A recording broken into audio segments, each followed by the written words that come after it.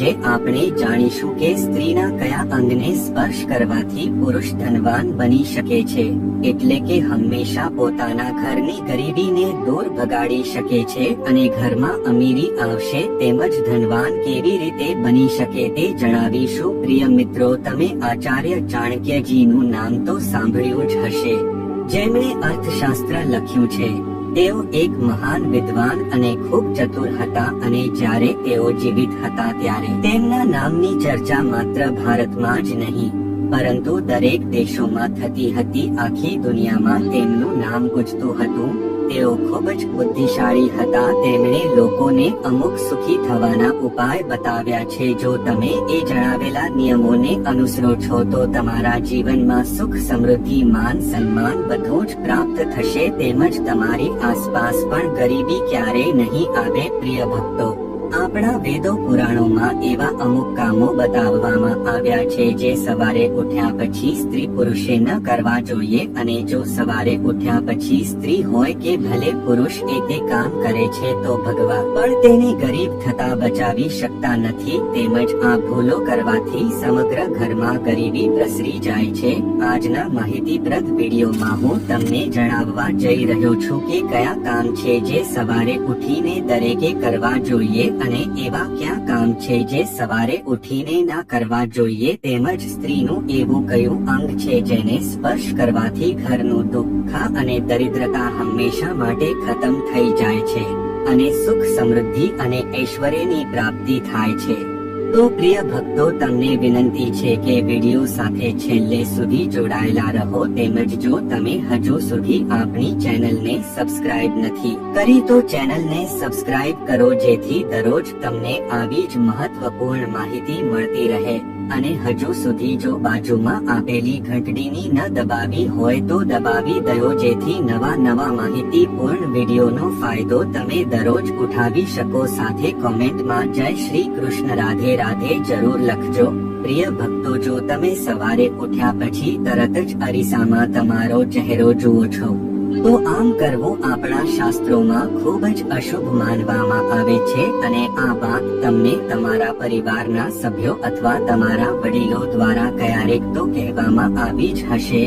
કોઈ પણ સ્ત્રી કે પુરુષ જો તમે સવારે ઉઠીને અરીસામાં તમારો ચહેરો જુઓ છો તો ઘરમાં ગરીબી આવે છે, દરિદ્રતા ઘરમાં સદાય માટે પોતાનો પગ જમાવી લે છે અને જે ઘરમાં તૂટેલો અરીસો હોય અથવા તૂટેલા અરીસામાં તમારો ચહેરો જોવામાં આવે તો તે ઘરમાં રહેતા સભ્યોના જીવન પર અસર થવા લાગે છે। તો મિત્રો, સવારે ઉઠ્યા પછી સ્ત્રી હોય કે પુરુષ કોઈએ પણ પોતાનો ચહેરો અરીસામાં ન જોવો જોઈએ। તેમજ જો તમારા ઘરમાં કોઈ તૂટેલા કાચ કે અરીસો હોય તો તરત જ તેને ઘરની બહાર ફેંકી દો। જો તે તૂટેલો અરીસો ઘરમાં રહેશે તો તે તમારા ઘરમાં નકારાત્મક ઉર્જા વધવા લાગે છે અને સવારે ઉઠ્યા પછી ક્યારે કોઈ વ્યક્તિએ પોતાનો પડછાયો પણ ન જોવો જોઈએ, કારણ કે તેનો પોતાનો પડછાયો માણસમાં ભય અને ડર પેદા કરે છે। સવારે ઉઠતાની સાથે જે વ્યક્તિ પોતાનો પડછાયો જોવે છે કે બીજાનો પડછાયો જુએ છે તે વ્યક્તિના જીવનમાં દુર્ભાગ્ય બન્યું રહે છે, તેમજ તે વ્યક્તિના ઘરમાં દુઃખ અને ગરીબી આવે છે। સાથે સાથે તેવા વ્યક્તિના ઘરમાં ક્યારે પૈસા ટકતા નથી અને તે વ્યક્તિ હંમેશા સંઘર્ષ અને ખરાબ સમયમાંથી પસાર થાય છે। તેથી જ મારા વહાલા ભક્તો, ક્યારે પણ સવારે પડછાયાને જોશો નહીં અને સવારે કોઈ વ્યક્તિ એ ચારિત્રહીન સ્ત્રી કે ચારિત્રહીન પુરુષનો ચહેરો ના જોવો જોઈએ, તેમજ ચરિત્રહીન પુરુષ કે સ્ત્રી સાથે ક્યારે સંબંધમાં ના રહેવું જોઈએ। તે ખૂબ જ અશુભ માનવામાં આવે છે, કારણ કે જો તમે એવા લોકોનો ચહેરો જુઓ છો અથવા તેમના સંપર્કમાં વધુ રહો છો, તેમની સાથે વધુ વાત કરો છો તો તે ચારિત્રહીન સ્ત્રી કે પુરુષ જેવા જ વિચારો આપણા જીવનમાં આવવા લાગે છે અને આપણું વ્યક્તિત્વ પણ એવું જ થવા લાગે છે। માટે હંમેશા તેમનાથી દૂર રહેવું જોઈએ, કારણ કે વહાલા ભક્તો, કોઈએ સાચું જ કહ્યું છે કે જેવું ખાશો અન્ન તેવું જ થશે તમારું મન। તેમજ સવારે ઉઠો ત્યારે તમારે પાપ કર્મ કરે તેવા અને દગાબાજ લોકોનો ચહેરો ક્યારે ભૂલથી પણ ના જોવો જોઈએ, લોકોને ન જોવું જોઈએ અને સાથે ભક્તો તમારે ક્યારે પણ તમારા પગને રૂમના દરવાજા તરફ રાખીને સૂવું નહીં. આવું કરવાથી માતા લક્ષ્મી ક્રોધિત થઈ જાય છે અને ક્યારે ઘરમાં પ્રવેશતા નથી, માટે આ ભૂલ ક્યારે પણ ના કરવી જોઈએ. તમારે સૂતી વખતે તમારા પગ પૂર્વ દિશામાં રાખીને સૂવું જોઈએ. આનાથી તમારા ઘરમાં કોઈ મોટીમાં મોટી બીમારી પણ દૂર થઈ જશે, તેમજ તમે હંમેશા સ્વસ્થ અને તંદુરસ્ત રહેશો. સાથે સાથે ભોજન કરીને હંમેશા હાથ અને મોઢાને સારી રીતે ધોવું જોઈએ, પછી જ સૂવું જોઈએ. આમ કરવાથી તમે તો બીમાર થશો જ, સાથે સાથે ઘરમાં પણ ગરીબી આવવા લાગે છે. શાસ્ત્રોમાં એવું કહેવામાં આવ્યું છે કે તમારે પથારી પર ક્યારે ભીના પગ લઈને ક્યારે ના સૂવું જોઈએ. પગને હંમેશા સાફ કરીને જ પથારીમાં જવું જોઈએ. ભીના પાગે સુવાથી લક્ષ્મીજી નારાજ થઈ જાય છે. તેમજ રાત્રે સૂતી વખતે ક્યારેય નગ્ન અવસ્થામાં ન સૂવું જોઈએ.